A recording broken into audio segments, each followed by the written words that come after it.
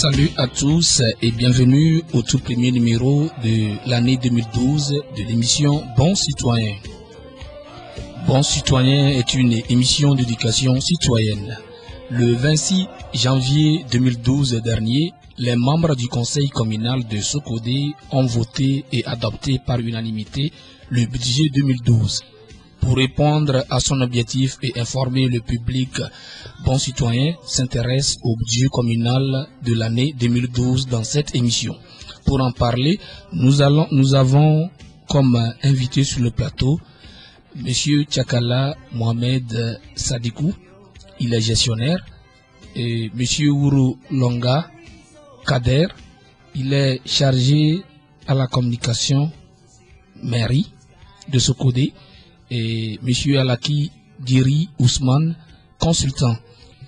Voilà. Oui. Plus de détails sur les rubriques. D'arrêt, fourniture, consommée. Qu'est-ce que vous mettez dans cette rubrique qui s'élève à 8 534 800? Denrées et fournitures consommées. Oui. Nous avons les produits pharmaceutiques et d'hygiène. Il y a alimentation, c'est-à-dire dans cette alimentation, il y a une somme qui est prévue au président de la délégation spéciale, une somme qui est prévue au vice-président et à leurs invités. C'est juste pour l'accueil de leurs invités. L'accueil de leurs invités. Ou bien c'est pour le ménage? Non, c'est pour l'accueil de leurs invités. Okay. Et toujours dans cette rubrique denrées et fournitures consommées, il y a l'habillement. Il y a confection des tenues de service pour les collecteurs et la sécurité municipale. Il y a également le carburant. Il y a une dotation de carburant au président de la délégation spéciale, une dotation de carburant également au vice-président, une dotation de carburant au secrétaire général, que nous n'avons pas, je voudrais Oui. également... Pourquoi vous l'avez annulé? Bon, nous n'avons pas de secrétaire général, puisque c'est l'État qui envoie les secrétaires généraux de toutes les communes. Ça voudrait dire que depuis 2 ans, on a affecté le secrétaire général au nom de Medjestrevi, Oui. qui n'a pas été remplacé. Est-ce que vous sentez le besoin de ce secrétaire? Est-ce que vous avez réclamé le gouvernement de vous envoyer un secrétaire général? L'ordonnateur et tout le conseil municipal a fait toutes les tractations pour avoir un secrétaire général, mais on nous dit que ça va venir, ça va venir, ça va venir. Vous savez, le politique, on ne peut pas le contourner. N'est-ce pas? Oui. D'accord. Bon, je pense que la mairie de Sokodé, entre-temps, a eu un secrétaire général. Oui. Et qui a été promu à un autre poste. Et depuis que le remplaçant de Medjestrevi est parti, il n'y a pas eu de secrétaire général. Je crois que lui, je ne sais pas s'il a fait 24 heures ou 1 mois. Oui. Je crois. Bon, donc, je crois que c'est aussi dans cette émission que nous pouvons demander par l'intermédiaire des instances qui sont là, parce que le représentant de la mairie nous a dit qu'il y a eu déjà des démarches. Oui. Et c'est de bon ton que l'État fasse un effort pour que la mairie puisse avoir son secrétaire général, parce qu'il y a des appuis techniques que les secrétaires généraux apportent toujours à leur mairie. Oui. Merci. D'accord. Donc, oui. Le maire lui-même a écrit son rapport. Bien évidemment. Demandé, mais, oui. Et le secrétaire général dit, depuis longtemps, depuis que M. Medjestrevi est parti, il n'y a plus de secrétaire général. Bon, voilà, pour mieux comprendre. Dans l'avenir, lorsque les communes arriveraient à procéder par élection, est-ce qu'on aura toujours besoin de l'État pour obtenir un secrétaire général? Cette partie est c'est l'une des contributions de l'État, et que les élections à venir ne veulent pas dire, vous voyez, quand vous prenez la mairie, il y a une partie organisationnelle administrative et il y a une autre partie carrément qui est des organes élus. Donc au niveau de l'administration, c'est les techniciens qui sont là-bas et qui font un travail et qui mettent ça sur la table des décideurs pour décider de quoi que ce soit. Par exemple, ce budget sera confectionné par les techniciens, mais qui doivent prendre en compte les idées maintenant ou bien la politique des élus. Les élus, oui. Voilà. Donc le secrétaire général est parmi l'équipe technique qui devra maintenant, par leur réflexion, apporter, faire des projets avec les décideurs. Mais c'est les décideurs de prendre des décisions. Cela sous-entend que forcément, donc le secrétariat général doit provenir de l'État. Oui, les secrétaires généraux actuellement proviennent de l'État. Ce n'est pas seulement les secrétaires généraux. Oui. Il y a d'autres postes pour lesquels l'État pourvoit les mairies de techniciens compétents. Des gens qui ont eu cette formation et qui apportent un plus à leur mairie. Cela suppose que la mairie doit intensifier les démarches pour que le gouvernement, l'État puisse les écouter et à les trouver un secrétaire général très prochainement. Je crois que c'est toujours la lourdeur administrative que tout le monde déplore dans ce pays. Une fois que ces lourdeurs administratives seront levées, sous d'autres cieux, c'est inconcevable peut-être d'avoir une vacance de poste, alors que peut-être sous la main on a des techniciens qui sont là. Voilà. Éclairer sur le personnel qui relève de l'État. Bon, est-ce que nous n'allons pas peut-être pour que nous puissions comprendre au moins le fonctionnement? Puisque d'après le nombre qu'il nous a donné, ils doivent être 3. Parce qu'il y a 53 que la mairie prend en charge et les 3 autres proviennent de l'État. À part le secrétaire général, quels sont ceux qui relèvent de l'État? Actuellement, le secrétaire général n'est pas là. Oui. Mais il y a 3 agents de l'État qui travaillent à la mairie. Il y a le directeur des services techniques. Il y a un comptable de l'État. Et il y a un agent d'état civil aussi envoyé par l'État. Ils sont 3. D'accord. Mais normalement, la loi prévoit que l'État doit nécessairement nous envoyer un secrétaire général, un DAF, directeur des affaires financières, et un directeur des services techniques. C'est ça, mais bon. D'accord. Nous devons comprendre qu'il y a des agents affectés par l'État, Voilà. Mais dans l'élaboration du budget, leur prise en charge n'est pas comptabilisée, Voilà. de même que la subvention de contrepartie. Voilà. Parfait. Voilà, vous venez de nous faire découvrir les dépenses, je crois, Oui. de la mairie. Oui. Est-ce que ce serait tout pour les dépenses? Oui, monsieur Tchakala. Oui, puisque M. Alakiel a posé la question de savoir quelles sont les rubriques qui composent les denrées, fournitures et consommés. Oui. Donc M. Kader vient de dire, il vient de donner ces rubriques. Il y a les produits pharmaceutiques et d'hygiène, il y a l'habillement, il y a la dotation en carburant de certaines personnes, il y a les produits d'entretien pour les bureaux de la mairie, pour les voiries, ainsi de suite. Oui. C'est tout ça là qui compose les denrées et fournitures consommées. Donc il y a la rubrique allocation, la rubrique impôts, les travaux et services. Ici, je remarque que la mairie ne paie pas d'impôts. Est-ce que c'est dans la loi? Ou bien est-ce que la mairie est exonérée d'impôts? Est-ce que la mairie est exonérée d'impôts? Oui, oui. Ok. Voilà, donc ça voudrait dire que c'est un appui de l'État de ce côté-là, monsieur Tchakala. Ça Oui, voudrait dire que c'est un appui. C'est aussi un appui de l'État.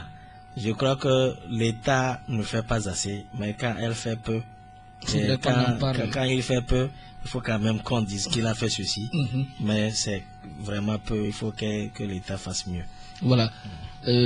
Oui. Nous allons essayer de parler aussi des recettes de fonctionnement. Voilà.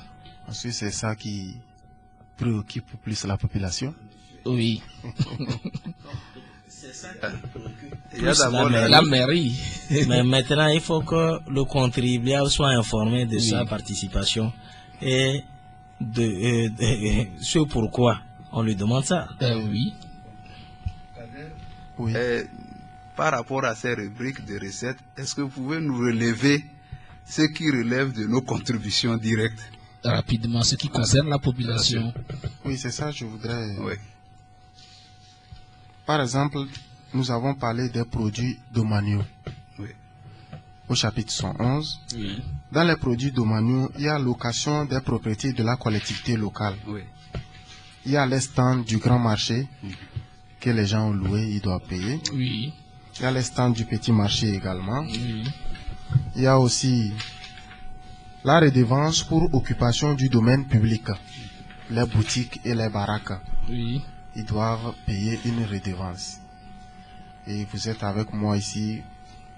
Vous êtes en train de voir avec moi les réticences. Oui.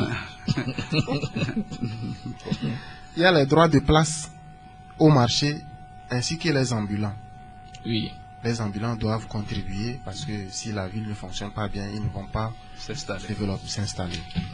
Il y a aussi le droit de place au grand marché, tout comme au petit marché. Oui. Plus haut, on a parlé des stands. Ici, on a parlé des droits de place. Oui. À part ça, il y a aussi le droit au stationnement.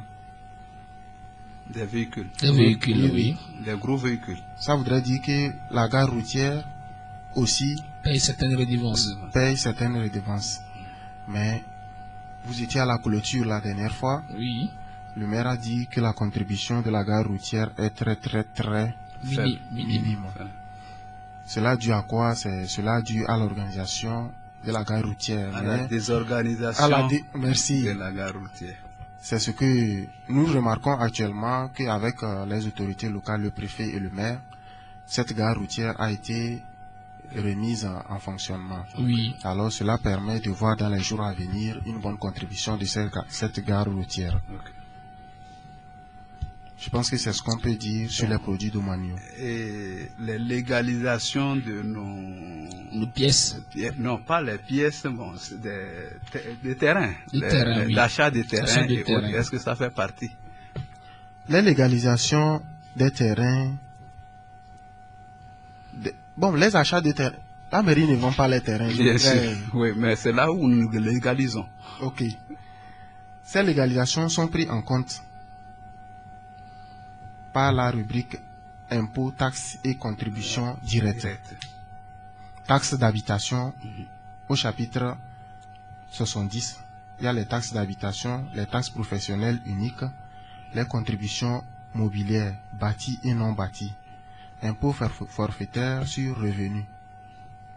Bon, c'est ces parties-là qui concernent une autre contribution de la population au budget. Est-ce que cette contribution-là, aujourd'hui, vous la percevez? La mairie perçoit cette partie-là? Bon, pour la légalisation des terrains, oui. Les gens ont commencé par comprendre que pour que votre dossier du terrain ne soit vraiment valide, il faudrait qu'il soit légalisé à la mairie et au tribunal. Justement. Ça voudrait dire que la mairie légalise le dossier et on l'envoie également au tribunal qui le légalise. Bon, la légalisation est à 17 000 francs pour un terrain et le reste, ça continue au tribunal. Voilà. Et vous avez cité la taxe d'habitation. C'est quelle taxe ça? Voilà, la taxe d'habitation, c'est une taxe que la mairie a le devoir de percevoir de la population, mais c'est celle-là qui est la bête noire de cette ville et de presque toutes les villes. On est en train de faire des sensibilisations par rapport à ça. Cette taxe permet de développer la ville. C'est une petite contribution pour tout le monde, mais elle n'est pas encore acceptée par la population. Bon, est-ce que au Togo, il y a une ville où on a déjà commencé par percevoir cette taxe-là, selon vos informations? Oui, je pense même que ce n'est même pas une histoire du Togo. Dans la région même, vers Sotoubois, il y a une localité qui a pris sur elle l'engagement de commencer par payer ces taxes d'habitation. C'est ce qui a amené les bailleurs à nous aider à l'adressage de la ville. C'est cet adressage-là qui va permettre de percevoir ces taxes d'habitation. Si eux, ils ont commencé par payer, c'est par les taxes qu'ils vont payer, ces taxes qu'on va utiliser pour développer leur quartier ou leur ville. Okay. Aujourd'hui, voilà. Oui, indirectement, nous payons ces taxes-là parce que lorsque nous allions au service des impôts pour payer les frais annuels d'impôts, dans le calcul, il y a une rubrique taxe d'habitation. Oui. Donc, indirectement, pour les entreprises, nous payons. Voilà. Voilà. Les entreprises paient, c'est les ménages maintenant qui n'ont pas encore commencé par payer. Lorsque les entreprises payent au niveau des impôts, est-ce que cela revient à la mairie? En fait, je pense que dans la rubrique contribution Direct. impôt direct là, Oui. indirect ou bien direct Il y là, a direct et il y a indirect. dans l'une de ces rubriques là, je pense que c'est ce que le Trésor public devait reverser À la mairie. à la mairie. Voilà. Voilà. Voilà. Qu'est-ce que, Monsieur Tchakala, bon, le temps, on m'annonce que le temps est en train de terminer. Monsieur Tchakala, la taxe d'habitation, la population reste réticente. Qu'est-ce qu'il faut faire? Est-ce qu'il y a des manquements au niveau de la mairie? Ou bien c'est la population qui ne comprend pas pourquoi faut-il payer ces taxes-là? Je crois que la population n'est pas informée, n'est pas beaucoup informée sur le fonctionnement de la mairie avant. Si vous faites un petit sondage avec les gens, vous discutez avec les gens se disent, mais les gens ne voient pas ce que la mairie fait dans la cité. Pourquoi contribuer et ne pas savoir à quoi est destinée sa contribution? À mon avis, c'est ça qui donne de la réticence. Alors que la mairie fait beaucoup de choses. Mais la mairie fait beaucoup de choses et ce n'est pas publié. Les gens ne connaissent pas. Ce n'est pas visible. C'est pas visible. La communication n'est pas très bonne entre la mairie et le contribuable. Aujourd'hui, quand on parle de taxes, c'est qu'on paie ça et en retour on attend un service. Oui. Les gens ne voient pas le service que la mairie les apporte, mais la mairie fait peut-être beaucoup de choses. Aujourd'hui, c'est le lieu de féliciter la mairie qui a mis en place un organe de communication. Oui. C'est le lieu de féliciter la mairie qui a pris soin d'avoir un communicateur. Je crois que celui-ci sera chargé dans ses stratégies à discuter avec la population pour que chacun apporte sa pierre à l'édification de cette cité. Voilà. Je crois que oui, M. Alaki. Auparavant, la mairie était assimilée à un service administratif. Ça Oui. relève de l'État. Justement. Bon, peut-être pour certains auditeurs, c'est la première fois d'apprendre que ce n'est pas avec la subvention de l'État que la mairie fonctionne. Oui. Donc, bon, c'est des éléments qu'il faudra apporter et que j'aurais souhaité que l'émission se poursuive parce qu'il y a des aspects que nous n'avions pas encore abordés. Oui. Qui est-ce qui décide? On a voté, quels sont ceux qui sont délégués pour voter au nom de nous tous? Oui. Concrètement, comment il fonctionne, comment le budget là se gère, les procédures de gestion, plus le contrôle. Qui contrôle pour qu'à la fin de l'année, on puisse nous dire que par rapport aux prévisions, voilà ce qui a été réalisé. Justement. Je pense que c'est des points que nous devons aussi aborder pour permettre d'élucider. Nous allons renvoyer l'émission la semaine prochaine pour qu'on puisse non seulement discuter de ces points, mais amener la population à comprendre le fonctionnement de la mairie. Donc, parce qu'il reste plusieurs zones d'ombre que le communicateur devra nous aider à comprendre et à sensibiliser la population. Sur le communicateur, vous avez un point à terminer. Oui, je voudrais parler des réalisations de 2011. Oui. Dans le quartier Kouma, plus précisément à côté du directeur de la maison du directeur à Gadazi, il y a un ponceau qui a été fait par la mairie en 2011. Voilà. Il y a un ponceau qui a été fait également à Didaoré 2, sur la route de l'aviation, à côté de la maison de M. Katapao. Oui. Il y a une réparation de ponceau au carrefour Kassou-Kébé. Oui. C'est toujours dans le quartier d'Idaoré. Oui. Réparation de caniveau à Kwalo devant la grande mosquée principale. Il y a le ponceau qui a été réalisé à Kwangalam, juste après la menuiserie de M. Nouri Landoza. Oui. Il y a également des caniveaux qui ont été faits à Tchobala, juste après le grand carrefour de Kassou-Kébé. Il y a un caniveau qui a été fait la route menant au petit marché. Bon, il y a plusieurs réalisations, on va essayer dans nos prochaines éditions. Qu'est-ce que vous avez prévu pour 2012? Voilà. Peut-être que le temps, nous allons revenir la prochaine émission dans laquelle nous allons parler des réalisations de 2012, la prévision des réalisations de l'année 2012. Voilà, nous rappelons aux auditeurs que nos invités, il s'agit de Monsieur Tchakala Mohamed Sadikou, il est gestionnaire, Monsieur Ouro Longa Kader. Il est chargé de la communication à la mairie de Sokodé. Monsieur Alaki Diri Ousmane, il est consultant. Nous avons parlé aujourd'hui du thème le budget communal. Le mission s'achève aujourd'hui, compte tenu du temps qu'on nous a accordé. Nous renvoyons le même thème pour la suite de cette émission, bien sûr en français. Nous allons revenir en langue locale lorsque nous allons terminer ce programme en français. Nous allons revenir la semaine prochaine. Merci donc de nous avoir choisis et à la prochaine. Bye bye.